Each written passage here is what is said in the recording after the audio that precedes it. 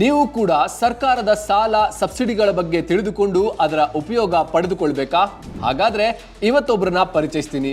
ಜಗದೀಶ್ ಅವರು ಸರ್ಕಾರದ ಸಹಾಯ ಪಡೆದು ಕೃಷಿ ಹೊಂಡ ನಿರ್ಮಿಸುವತ್ತ ಹೊರಟಿದ್ದಾರೆ. ಸರ್, ಈಗ ಗೌರ್ಮೆಂಟ್ ಸ್ಕೀಮ್ ಬಗ್ಗೆನೇ ನಾನು ಈಗ ಕೃಷಿ ಹೊಂಡನ ಅಪ್ಲೈ ಮಾಡಿರೋ ಸರ್. ಅದರಲ್ಲಿ ಓಕೆ, ಸೊ ನೀವು ಫ್ರೀಡಮ್ ಆಪ್ ಈಗ ಇದನ್ನ ಹೌದು ಸರ್ ನೋಡಿದ್ರಿ ಸರ್. ಗೌರ್ಮೆಂಟ್ ಸ್ಕೀಮ್ ಬಗ್ಗೆ, ಗೌರ್ಮೆಂಟ್ ಸ್ಕೀಮ್ ಅಲ್ಲಿ ಯಾವ್ಯಾವ ಸ್ಕೀಮ್ಗಳು ನಮಗೆ ಅಪ್ಲೈ ಆಗ್ತವೆ, ಯಾವ ಸ್ಕೀಮ್ಗಳು ಅಪ್ಲೈ ಆಗಲ್ಲ ನಾನು ನೋಡಿದೀನಿ ಸರ್. ಸಂಪೂರ್ಣವಾಗಿ ಮಾಹಿತಿ ತಗೊಂಡಿದ್ದೀನಿ. ನಮ್ಮ ಒಂದು ಸರ್ಕಾರದ ಸವಲತ್ತುಗಳು ನಮ್ಗೆ ಯಾವ ಸಿಗ್ಬೋದು ಅನ್ನೋದನ್ನ ನೋಡ್ಕೊಂಡು ಅದನ್ನ ಕೋರ್ಸ್ ಮಾಡ್ಕೊಂಡು ಅದ್ರ ಬಗ್ಗೆ ತಿಳ್ಕೊಂಡು ಇವಾಗ ನಾನು ಕೃಷಿ ಹೊಂಡನ ಅಪ್ಲೈ ಮಾಡ್ಕೊಂಡಿದ್ದೆ ಸರ್.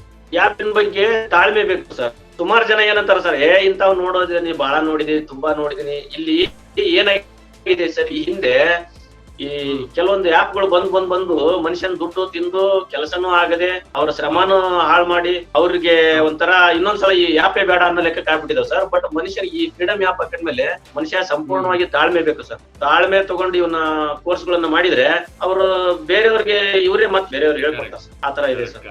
ಅನ್ನೋದ್ರಲ್ಲಿ ಸಾಕ್ಷಾತ್ ಶ್ರೀಕೃಷ್ಣ ಪರಮಾತ್ಮ, ಶ್ರೀ ಶಿವ ಪಾರ್ವತಿನೇ ಬಂದು ನಮಗೆ ಇದೇ ತರ ಮಾಡ್ಬೇಕು, ಇದೇ ತರ ಕೊಡ್ಬೇಕು, ಇದೇ ತರ ನೀವು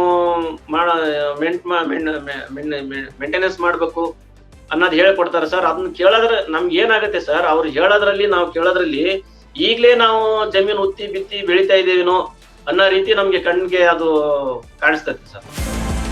ನಿಮ್ಗೂ ಕೂಡ ಸರ್ಕಾರದ ಬೇರೆ ಬೇರೆ ಯೋಜನೆ, ಸಾಲ, ಸಬ್ಸಿಡಿಗಳ ಬಗ್ಗೆ ತಿಳಿಯಬೇಕಾ? ಈಗಲೇ ಫ್ರೀಡಮ್ ಆ್ಯಪ್ನಲ್ಲಿ ಬೇರೆ ಬೇರೆ ಗೌರ್ಮೆಂಟ್ ಸ್ಕೀಮ್ಗಳ ಕೋರ್ಸ್ ನೋಡಿ.